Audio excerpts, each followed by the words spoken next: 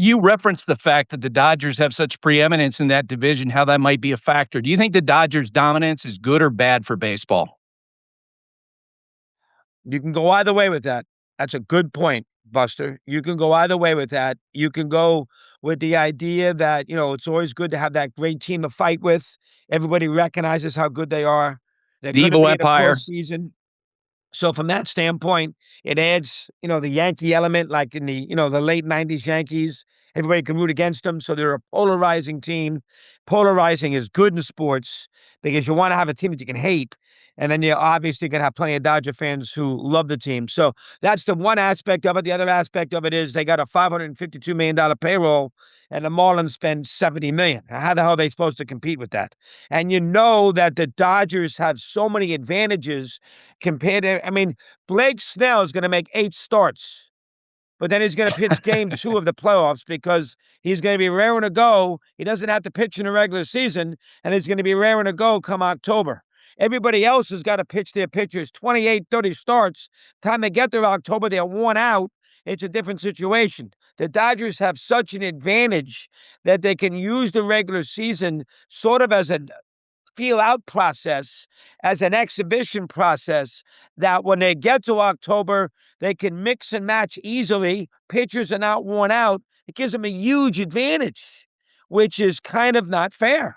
So you can look at it that way too. So either way you want to look at it, the owners are going to look at it the way I just mentioned. The players are going to look at it the former process. And that's Yeah. one of the reasons why we got a major issue here once we get out of the season in 2027. I asked Charles Barkley this question about Shohei Ohtani, about his standing all time as an athlete. I think he's the greatest baseball player we've ever seen. I don't think there's any question about it. As an athlete, where would you rank him among the But Michael Jordans? he's still not as good as Ruth. Ruth hit 750. Really? Ruth hit 55 homers a year, and everybody else was hitting 15. Ruth, if there was a DH in Ruth's day, he would have pitched and hit. He didn't have to stand out in right field, though. He had to stand out in if he pitched, he couldn't hit. It was a different situation. Plus, Ruth threw 325 innings a year. Ohtani makes, what has he got, 38 career wins? If he pitches 155 innings, that would probably be a lot. To your point about how the Dodgers run their staff. And Ruth had the World Series record of 29 consecutive innings before Whitey Ford broke it at 33, when Whitey broke it there in the 61 and 62 and 60. So I still are going to put Ruth. Now, I understand everybody brings up the idea that Ruth only did this for 4 or 5 years, and he never hit the 50 homers and won 15, 18 games. I get that. The only year that you can look at with Ruth where he pitched and he hit was the one year I think he hit the 29 homers, was the one year and he pitched some. So I understand the argument, but Ruth won 94 games, 29 scoreless innings, had an ERA of 2. He was not a good pitcher. He was a great pitcher. Now, he didn't hit in those years, but there was no DH. So he couldn't DH the days he didn't pitch like Ohtani can. That's a huge advantage. So that's me with the old days. Now, as far as Ohtani as an all-time great athlete, he's a unicorn. Yeah. I still think that the Jim Brown running back of the Browns, lacrosse Oh, team, yeah. Jordan, I'm still going to put those other athletes ahead of Ohtani. It's a different feel when you talk about those, but I understand it. If you want to say from an athletic standpoint, Ohtani doing what he's doing cannot be matched, I understand. The one thing about Ohtani, Buster, we got to be fair about, he has not been great in the postseason. He's had great postseason games.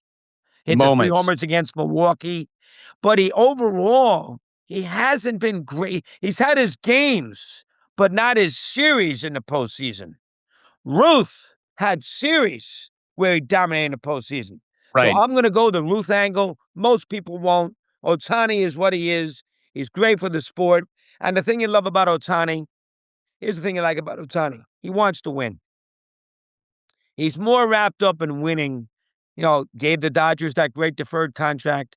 He's more wrapped up in that than he is making $800 million and just taking all the money and being the highest paid player. So from that standpoint, you got to really respect it. and he's Yeah. good, and he's fun. He is the guy that ESPN cashes in on. Ohtani and Judge. Sports Illustrated cover story. Ohtani and Judge. From that standpoint, he's a tremendous asset for the sport. From that aspect. And you're talking, yeah, and you're talking about the postseason too. You're right, Jordan. I mean, Jordan just lorded over the playoffs when he was playing. Gretzky too. I always try to find players that I would compare to you on who is the player in today's game that you would compare to yourself. I literally can't think of one. I think of Stephen Kwan with the Guardians, but he has the gold gloves, but not the bat that you had, and definitely not the stolen base threat that you were. So guys, they talk about Luis Ariz getting on base, but he doesn't steal the bases. Like he doesn't play the defense like you do. So you were a guy who did everything. But to leadoff hitters in today's game, what are you liking about what you're seeing or not liking about what you're seeing? Because some teams are putting power hitters in the leadoff spot now, and other teams are allowing the true leadoff hitter to return. What would you like to see in the game? I would like to see in the game somebody see the problem is so I'll use the Dodgers example. Shohei, why do you leave Shohei off? That doesn't make any damn sense. It doesn't. Because his first at bat, he has a chance to get 1 hit, 1 run, 1 RBI. That's it. You put him in a 2 or 3 hole, you have a chance for the leadoff hitter who's supposed to get on, second guy that can do those. Basically, the 1 and 2 are kind of, one is, they're kind of the same, but they're different. 1 or 2 get a chance to get on. Now you get a chance to get a 3-run homer with Shohei coming up third, than having a 1, because he leads off with a home run. That's only 1 run. Right. So now you have that opportunity for him to get on, have someone on base in front of him to add more runs to the board. But they saying that the analytics or something is saying that he comes up more. It's only once. I mean, out of a whole month, he might come up an extra 5 times at bat. Okay. Well, devil's advocate. So would you have not let Ricky off? Because Ricky clipped you too. No, okay, but Ricky was a little different. And Shohei stole 50 too. Okay. So I understand where you want to go with this, but there's a difference between. So Shohei, he's not a true. What I'm saying is that Ricky will take pitches. Shohei don't take pitches. You want to also work as a team game. If you're individual, yes, you lead him off. But again, you got to have understanding that there are more strategy behind this than just that first at bat. Think about it. Mm-hmm. There's more to it than just that first at bat. And then if you think about somebody like Shohei, now you got the 8 and 9 hitters coming up in front of him. He's still not going to have the opportunity to always get those runners on base. Shohei, if he was hitting third, he would have a chance to hit 150 RBIs. He don't get that. Mm-hmm. He gets 100 probably, or a little bit more than that. That's it. But again, because the 8 and 9 hitters are not your true best hitters, so you put them at the bottom of the order. So that means that Shohei's chances as your best hitter, his RBI chances are not there anymore. He never had chances to hit a grand.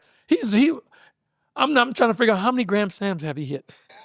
I feel you. As that type of a hitter, an opportunity to multiple runs with your better hitters in front of him. Base. Yeah, I think he's more of a product of like excessive riches. If he was with another organization that didn't have 5 great hitters to lead it off, right, then okay, maybe 3 or 4. Can move him around. But when you got Mookie Betts and Freddie Freeman and now Kyle Tucker, you got all these guys. They should be in front of him. Hello, you just said it, right? All those hitters are in front of him. So then why don't they put him in front of him? And that'll increase your chances. Other teams don't have that. And remember, they was leading off Judd. I'm trying to understand. Yeah. So basically, this is what they're saying again. There's no more leadoff hitters. We don't need them. So that's where my part of the game is. They would have probably hit me 8th or 9th now. Because of Shohei, because of Judd. You get what I'm saying? Yeah, if I was on the Dodgers, would they lead me off? No, they'll probably put me behind him. I mean, I compare this. I mean, the crossover to me, and you were someone who played basketball, is the point guard. They say that the traditional point guard, the Chris Pauls, those guys are dying out now to set the guys up, working pitches, setting guys up, setting the table for the team. is kind of this new way of just the way we're looking at numbers and analytics is kind of out across the board in sports. You are exactly right. Because again, we don't have them no more the John Stocktons anymore. He's thinking about scoring point guards now. Yeah. You know so what I mean? Because the point guard, that was his job. To set like the leadoff table. is your job. Yeah, set now the table. they've thrown that away because again, I always say when I say point guards and myself, it's the little guys. They're taking the little guys and throwing us aside. We don't need you. We got the big guys now. That's how they're looking at it. You know, they got the big guys doing the point guard job. Right. Joker from Denver. Do we go down low? Take your butt down low where you belong. Across the board, that's how you feel, huh? All sports. Bro, yeah. I feel you. Keep your, there's a role in the game. That's what it is. They're trying to reinvent the wheel. You can't. The wheel is made there for a reason. But they're trying to create because of what?